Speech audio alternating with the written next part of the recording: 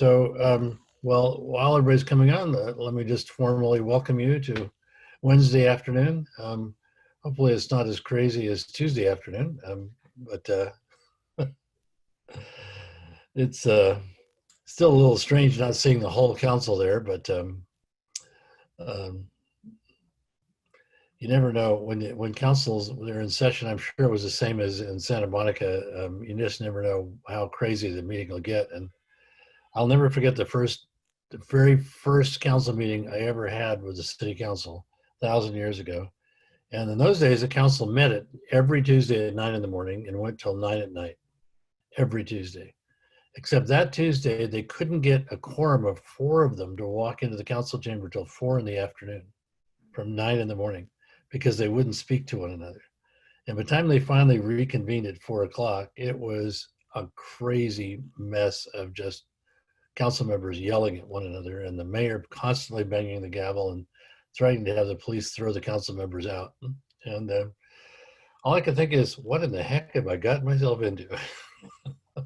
Just crazy. So people are a lot more, they seem to be a lot more uh, at ease with one another, even if they disagree with each other. So civility reigns. That's true. Anyway, well, welcome back. It's good to have you back. Thank you. It's good to have you on board. You know, we argued for a year why we needed to have someone like you do what you're doing, and it was great that they chose somebody who everybody believes is doing a good job. So I'm glad you are here. Thank you.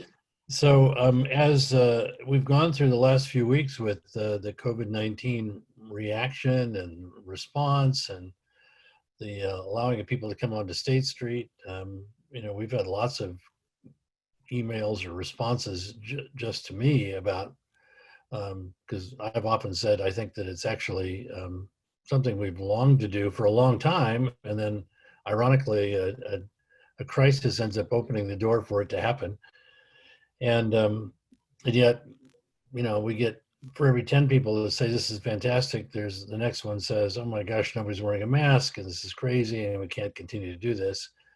But I think that one of the things that we've heard over and over again from the comments from the public has been that they really do like it and they want to know, will it continue? So that's probably one of my first questions I'd like to just get your response to. But before we do, since I now see that we have a significant number of people on the line, let me just say to everyone who is watching, we're on for about 45 minutes today. Jason's going to be going to another call at 4:45. If you would like to ask a question, you can use the chat function on the bottom of your screen and just type in a question and we'll see that question. We have a number of questions that have come in ahead of time, but if you have something you want to add, you can do so. And we have a staff member who is just keeping track of those. I'll make sure that I see them. And I should also add that there are a number of people who are on the call from the media. So if you have something you want to say but don't want it repeated, please be careful what you say, because chances are somebody's listening in, and you know, just never know how your name and your comment might end up in the media itself. So. But if you want to say something that's going to get in the media, well, this is the place to probably do that as well. So welcome to all of you who are from the Santa Barbara leadership team, what I call the Santa Barbara Adhocracy. This was a group that we put together now of about 175 people, really not to form an organization. It's the last thing we wanted to do, but to just bring voices to the table who felt like they weren't being heard or just needed to be talking to one another. So we do this every Wednesday for 45 minutes to an hour. And Jason, I know you had a chance to come on a couple of months ago. And so now that you've had 2 more months, I think you'd only been on for a couple of weeks when you were on the first time. Tell us what you're seeing now after 2.5 months on the job, and anything surprise you? And then secondly, as people have shared, as I said, there's a lot of interest in how can we keep this kind of promenade going in the future. So why don't you give us your overall take on how things are going? Sure. So, you made reference I'm probably haven't been keeping track explicitly of days, but I'm about month 3 of my employment. Started on March 30th, 2 weeks into the pandemic, and at that point, there was no business activity. We were at complete stay-at-home conditions. The only businesses were essential business service activity. Food services could operate, but only in takeout delivery mode. And we were in that condition for 2 months until the first stage of reopening was allowed through the governor. And so, as we all look back here in the last few weeks, past 2 months of that transition from going at complete stay-at-home condition, when you could go out to any commercial area, State Street specifically, and literally completely devoid of people. And if anything, if we reflect back to the commentary and concerns, was the homeless had taken over downtown. There was no public, no businesses were open. Very few restaurants were even facilitating takeout and dining services. And so we began that effort, mobilized a group of business owners through the Business Advisory Task Force, got their input and feedback of ideas and recommendations, and went forward in May with the idea of an emergency order to suspend regulations to allow outdoor dining. We were projecting in anticipation that when that businesses could facilitate, and it was a big question at that point, under the takeout delivery model, would businesses even be interested in having outdoor dining and adjacency?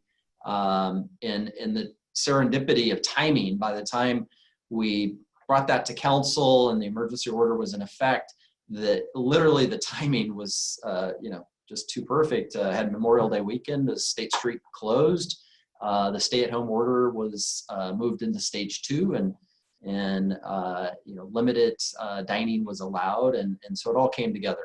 And I think the public at that point was 2+ months into lockdown, really emerged and was gung-ho to be back in public.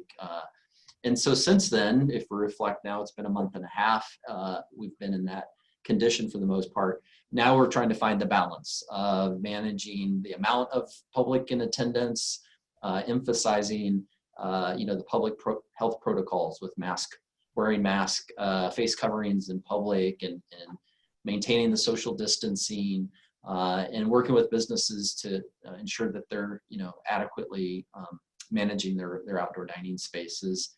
And then we've all seen the success of having what everybody's kind of defaulted into kind of informal naming of State Street Promenade.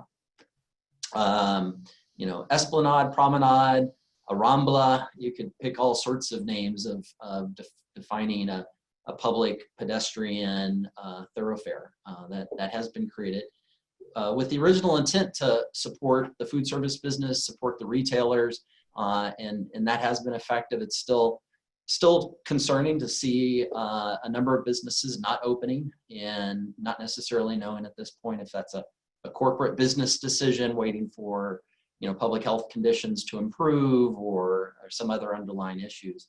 But I've heard some very encouraging feedback from businesses, how they are doing really well, and maybe even better than prior years at this time, be it Memorial Day weekend doing better business than Memorial Day weekend year prior.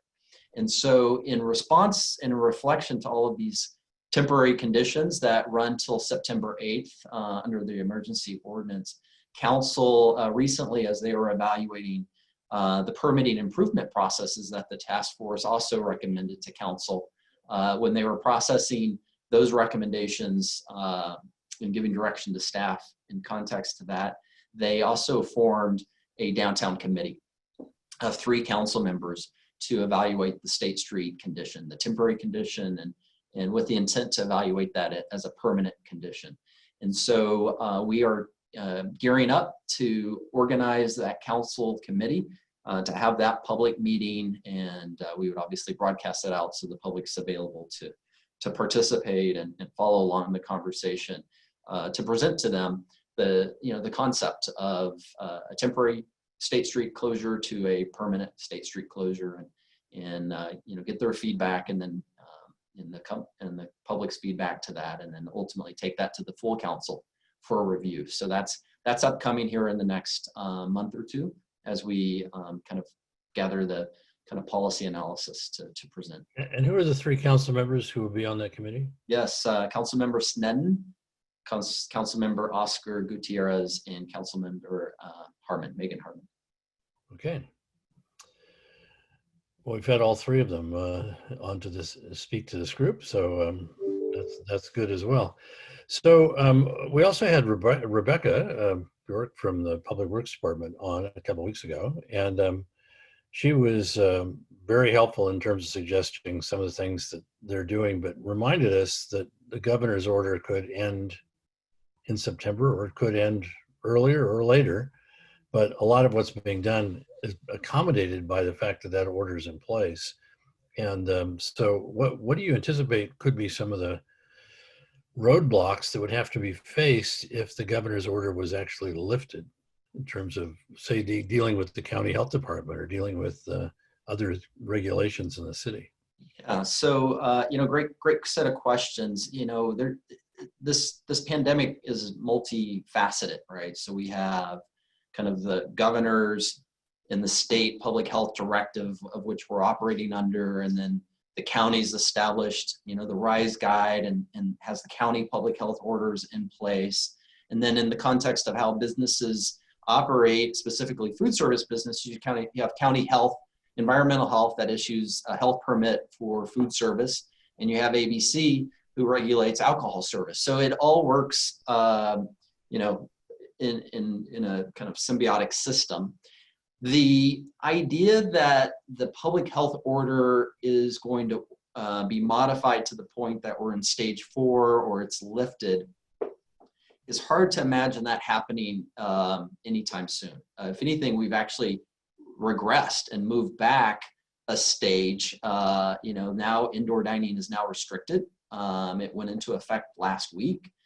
Prior to 4th of July weekend, it's in effect for 3 weeks. We're one of 19 counties that the governor has ordered indoor dining and a number of other business classifications, movie theaters, museums, etc., to cease all indoor activity.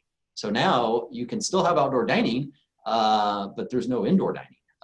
And they've also closed bars in all capacities. So we've actually taken a step back here as the public health issues have risen, the concerns there. And as such, as I referenced earlier, the emergency ordinance in effect that's suspending the regulations regarding outdoor dining is in effect till September 8th. I'm actually starting to position and work on a staff report for August to present to council consideration of extending that emergency ordinance. We're out a month till when that council could hear that item, and it would be about a month in anticipation. So it's really just getting positioned, and things could change really dramatically in the next 4 to 5 weeks, where maybe the public health numbers improve dramatically, which we're obviously all hoping for. But even under all of those maybe best case scenarios, I would project out that the public health numbers completely flatline, and we're all feeling that the public health conditions are really being addressed, and we move into stage 4 where it's a complete reopening of the economy. One would still have to project out that the virus will still be active until there's a vaccine, until we've reached herd immunity kind of condition, that we are going to be wearing masks in public, I would foresee, for the foreseeable future. And I think in addition to that, we would still want to maintain social distancing. I think there will still be a desire for the public to want to be in open air environments as much as they possibly can, to a certain extent.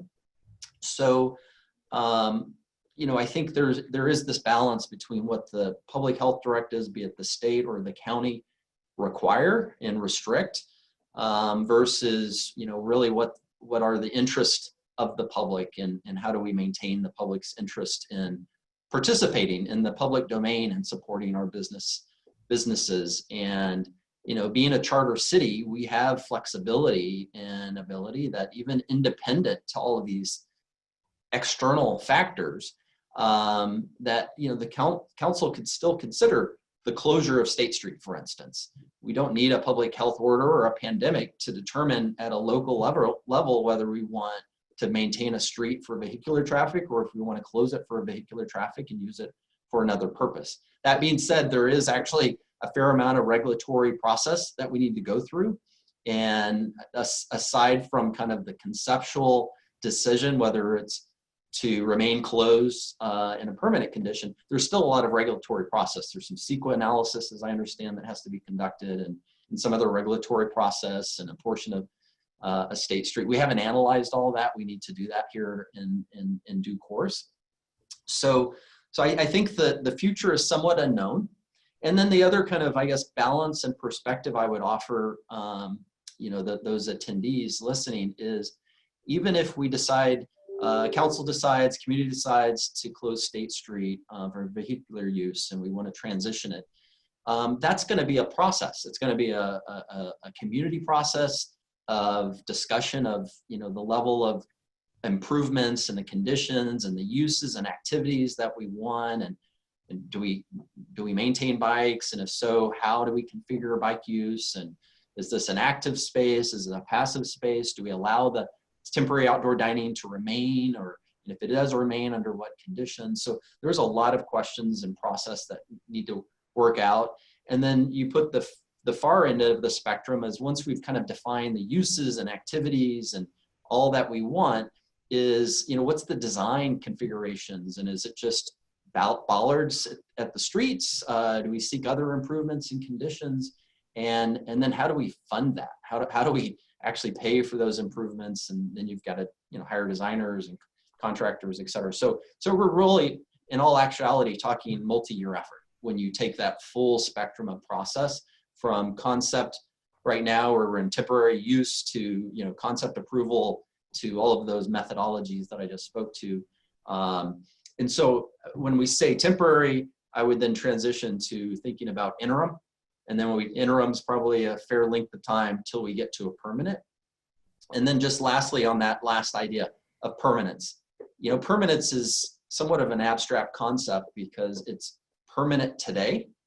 In 10 years, 5 years, 16 years, we may, as a community, decide that the permanent condition needs to change and we want some other use or some other activity to occur to the condition. And so, in all actuality, nothing is really permanent.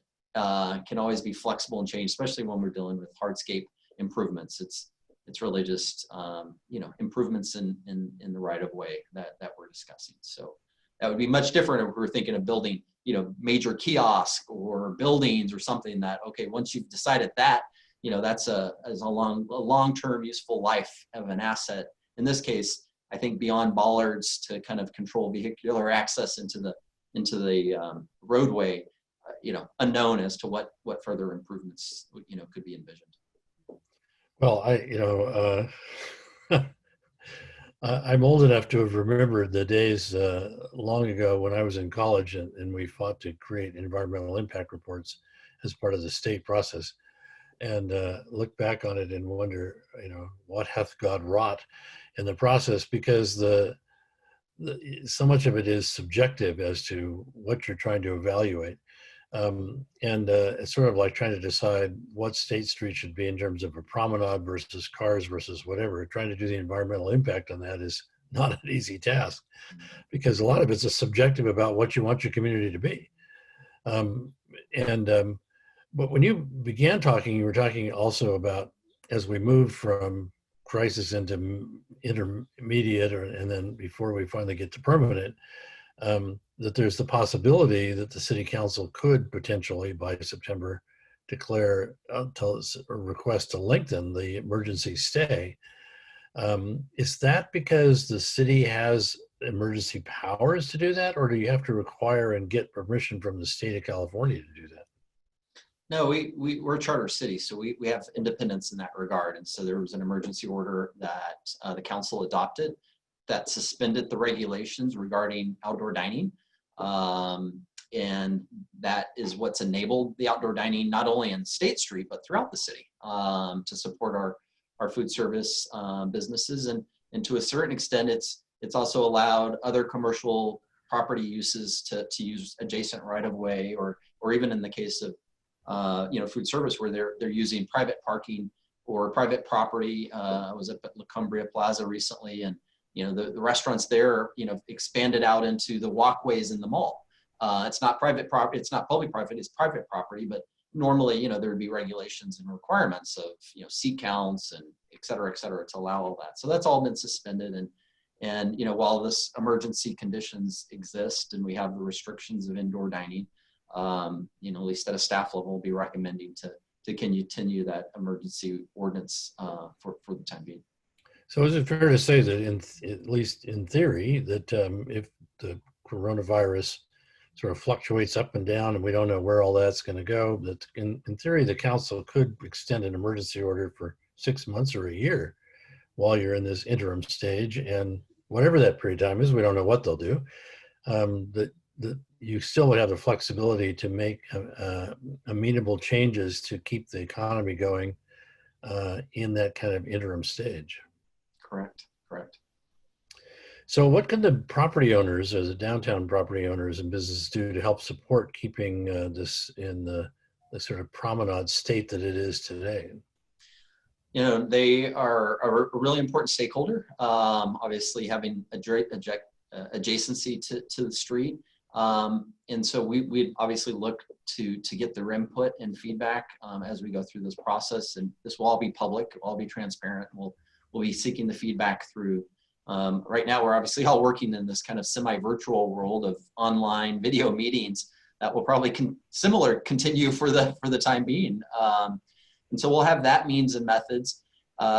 Independent to the specific question of State Street, I'm interested in convening downtown property owners to get their feedback on a variety of things, independent to, inclusive to State Street, also just, the future of downtown. I saw questions earlier from some of the callers today of, mixed use. And obviously there's process in place for the AUD program to be expanded into downtown for housing. And so I really want to engage, and we have to recognize there is a bid, there's a business improvement district for downtown. So the businesses are represented by Downtown Santa Barbara organization.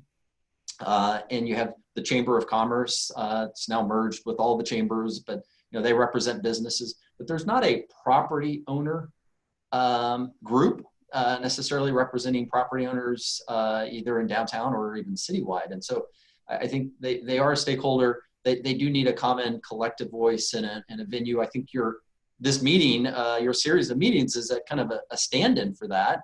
But you also have a wide range of other stakeholders represented. So no, I do want to engage with them and hear them out and get their input. They're very important.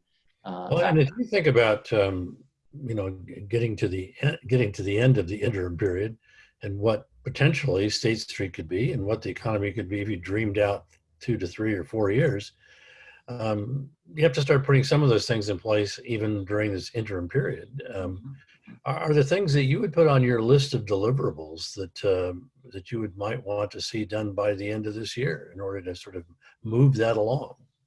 Yeah, well, it's, in the hierarchy of kind of need and priority, obviously, kind of working through what we have in place today. So, I think deliverables is ensuring that, we're addressing the emergency ordinance condition. So that's going to be addressed here in August and evaluate. We're going to look to address the condition of temporary State Street through this downtown committee process. And so I would hope and have expectation that we'll have that completed by the year's end of that evaluation, to then move into making a determination whether we keep it or not. And if we keep it, then great, then let's begin that process. And I don't want to over, I guess, expect or make assumptions of what the downtown committee has, the council committee.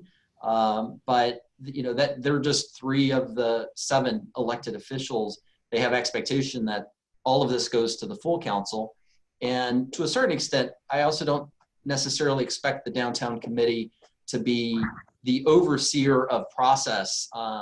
Ultimately, if there's a decision to keep State Street closed, and there's some level of kind of high level concept approval, then I would see that naturally transitioning into a capital project. The city has a lot of experience and a lot of successful experience in developing capital projects and taking it through community involvement and input process, and then figuring out how to fund it, and then ultimately build it, get it designed and build it. So that I would see the project being in that two-part element, right? Conceptual approval, and then going into more a traditional formal city project review process, of which one might add that we might want to expedite slightly. I don't want to forego public engagement, because it's always extremely helpful getting the public's input.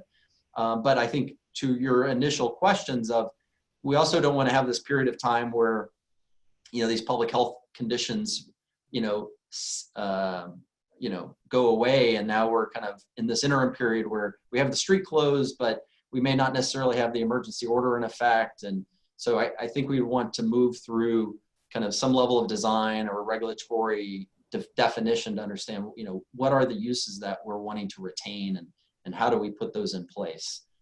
So for instance, just as an example, if through this process, still kind of open-ended and undefined, there's a determination, yes, we want to keep State Street closed and available for pedestrians and bicyclists and the public to use as a public thoroughfare.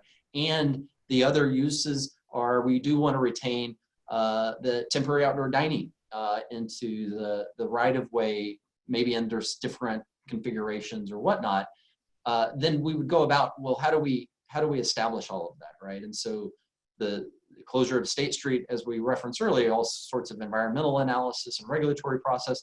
And then the outdoor dining is, we have a process today for outdoor dining. There is a license agreement, there is an application, there's a formal, we've just suspended all of that. So once we determine, yes, we want to retain it, then I think we would direct all of those operators to say, okay, now you need to actually get your space licensed. And one would also probably imagine we'll have dialogue and discussion on this.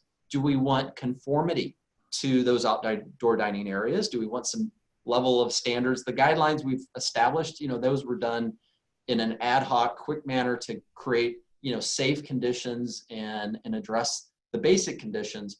But there was an extensive process of design, guideline development of, architectural features and consistency of materials, et cetera. And so we'd want to have that discussion to a certain extent with the public and council of, what level of consistency or standards do we want to have updated or kind of enforced throughout?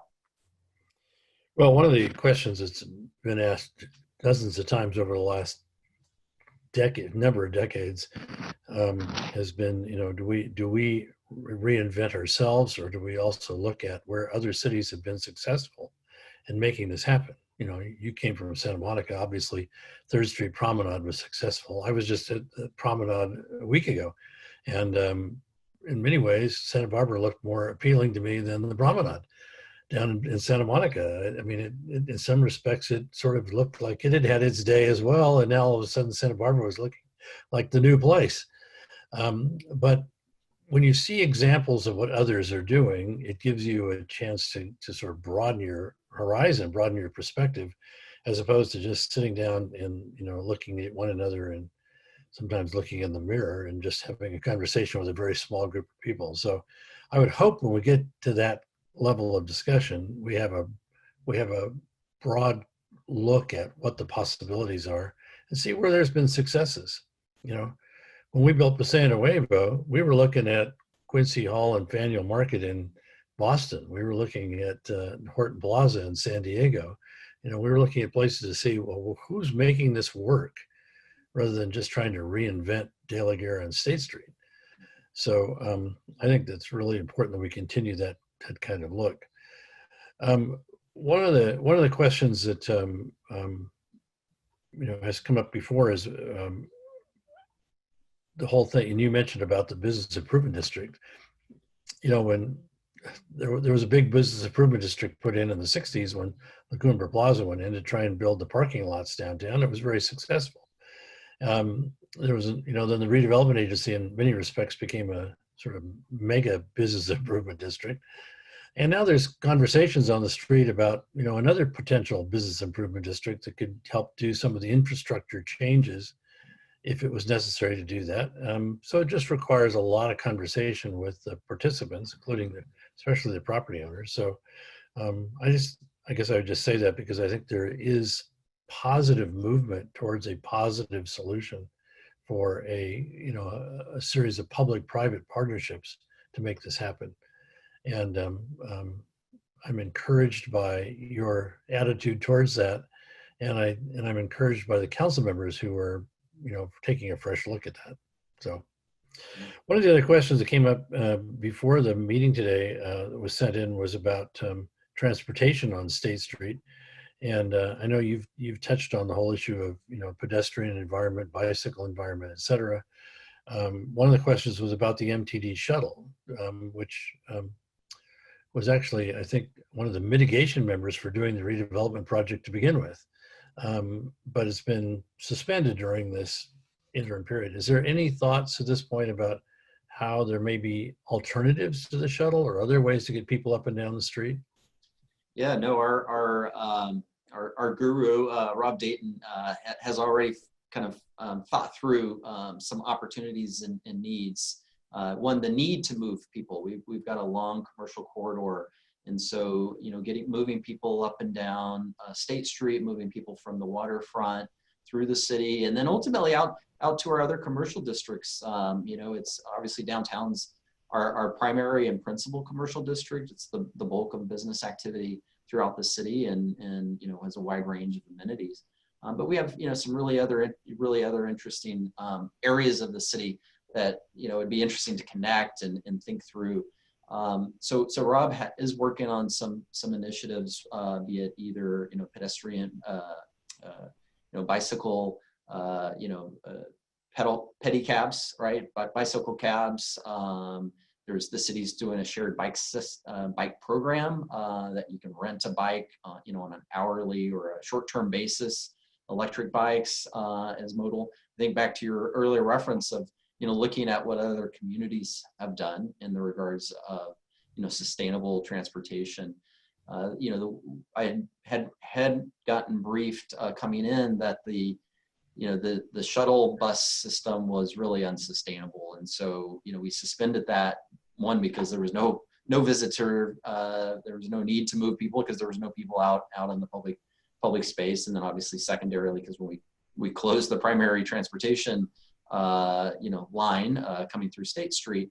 But I think it was independent of all of this activity. I think it was a question whether that was a sustainable business model. So I think looking at other transportation options that are, one, more financially sustainable, and two, more just environmentally sustainable and maybe more unique to this place. I mean, Santa Barbara is really unique on a variety of levels, but our environment, our physical, spatial layout of being a relatively flat city and adjacent to the coast, et cetera, creates a lot of unique opportunity that I think we can find some unique ways to, provide transportation for folks, be it visitors or residents, in unique manners, and maybe a variety of manners, right? Having, a shared bike system, having pedicabs, there could be other variety of other means and methods that we can look to move folks about. And to me, one of the key elements is it fun? It isn't just transportation, it's an experience. And, nothing told that story better than when the redevelopment agency moved from a bus system on State Street to essentially an open air, almost cable car system, even though it wasn't a cable car, it was electric. But, there were buses running up and down State Street in 1990. And the redevelopment agency, as a mitigation, had to put in some kind of people mover system. And they had been looking for 5 years at a electric system that the federal government might fund, which was ridiculously expensive. And in the end, they ended up putting essentially open air buses that people could just get on and off. And it was like a people mover up and down the street. And in 1 year, between 1990 and 1991, the ridership went from 100,000 a year to 1.1 million in 1 year. Now we're back to, by the time we got to the pandemic, we were back to having buses on State Street. We were back down to something like 100,000 people riding the bus. And with all due respect to the bus system, which is excellent, it's not as much fun as riding an open air cable car down the street. So I just think that however the transportation is done, it's got to create a sense of excitement and a sense of um, something fun to do. And without that, I don't think people are gonna, just the numbers never rise to the same level. It's no Mhm. different in San Francisco when you look at the lines waiting to get on a cable car compared to who's getting on the bus. Um, it's got to be something unique. Well, I know in the interest of time, there's a number of other questions here, and I want to just touch on a couple of these because they're in a variety of different subjects. One has been this, the whole conversation. I don't want you to get in the political morass of what's happening with community development, but there's been a lot of interest in, obviously, if we're to move things forward in some new way, uh, you know, is the development process going to become more customer friendly and find a way to accommodate getting some of these changes made? You may not be in the position, and maybe even any individual council member may not be in a position to answer that question at this point, but I just put it back out there on the table because I think it is a critically important component that has to be taken care of along the way. And I'm not looking for you to answer that question, but just to point out that it is, of the four or five, there are four or five key things that have to be done in order to revitalize downtown. That is one of them. Um, so I just want to make sure it's on the table. Another one is the whole issue of housing coming into downtown, and that's a big question mark. But the housing authority has been very open to partnering to get things done. Property owners are looking at possible projects. They just need to know that the city is actually a willing partner to try and help make that happen. Mhm. Mhm. That's certainly one of the top five that has to be on the on the uh, on the table. And a third was the whole issue of the homeless. And I saw a question from Jeff Schaefer earlier about whether you'd be willing to meet with the homeless service providers and business community members to help create a sustainable plan to ensure the right resources for those experiencing homelessness, so impacts of homelessness could be reduced downtown. And I just think that's also, even though it's not directly tied to economic development, is something that really impacts economic development. So Mhm. Mhm. um, I guess he's really asking if you'd be willing to help organize and be a part of that kind of a group conversation. Yeah, no, I'm more than interested in meeting with Jeff, and it's been on my to-do list. Just haven't gotten to it yet of engaging our service providers and my city colleagues that are involved in this service delivery and social service program. Santa Monica, where I came, I was familiar, affiliated with our outreach efforts, and so I have some examples of both strategies and methodologies. So I would just be raising those and seeing if the city of Santa Barbara and Santa Barbara region have what means and methods have they utilized, and what's been effective, and then I could highlight what we've utilized. One of the aspects in Santa Monica that I would have to say we have a the homelessness crisis in the Los Angeles area, and so any of the 88 cities that are part of LA County or in the specific metro region, which Santa Monica was directly a part of. We were part of the Expo light rail system, directly tied to downtown, et cetera. So we had the numbers. We do the annual count, 750 homeless thereabouts annually, but it's a challenge nonetheless. The level of service and need is great. It's dramatic. Ideally, it's early intervention to keep people from experiencing homelessness, ideally, and then if they are experiencing homelessness, how do we assist them? And it's a wide range of social service. And I think it's also helping educate the public and understanding understanding the problem. It's a societal problem. It's ultimately an output of capitalism, in my opinion, and a breakdown of social services that just in our governmental system, federal governmental, state governmental, just inadequate services to support human needs that exist. But part of that outreach and efforts that I could share with our colleagues and look to implement if there's agreement is a bit of an education campaign, educating businesses as to how to interface with those experiencing homelessness, a little bit of an education campaign to the business and public at large of how they can be a part of the solution. It's advocacy, it's volunteering, and it's donating. It's taking active steps to support solutions in action, and it's not helpful, and it's actually outright somewhat discerning to hear people say, just ship them off, arrest them, move them out. It's a complete breakdown of the understanding of the issue and a lack of humanity, in my opinion, because ultimately these are people that are experiencing homelessness, that are people that do not have a home to reside in. And they may either be living in their car, or they may be living on a creek bed somewhere in the city, maybe living behind a wall with their goods. And it's a tragedy that we have this problem. And California, as we all know, has 75% of the United States homeless population.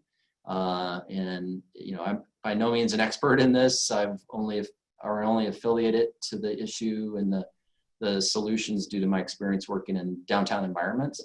But California, due to our climate, to a certain extent, it's also a problem exacerbated by income inequality that California also suffers from. So it's a multi-dimensional issue. The level of resources, far exceed any one community's ability to resolve.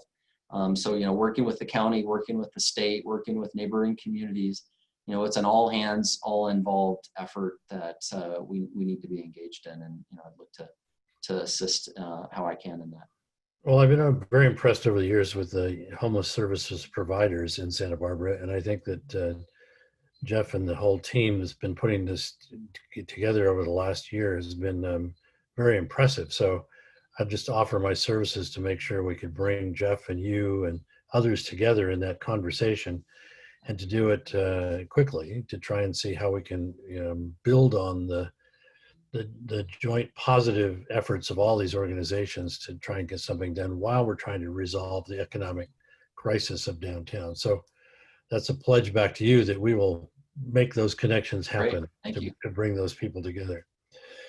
And we're just about out of time before you have to go to your next call, but one of the questions that someone raised was just in terms of the kind of feedback you're getting from either the public or from the businesses themselves about the success of what's happened on Lower State Street, that is below the freeway, essentially sort of the end of the funk zone onto State Street, which, for years was sort of the last of the redevelopment projects of downtown, and now it became the bright new spot on the street.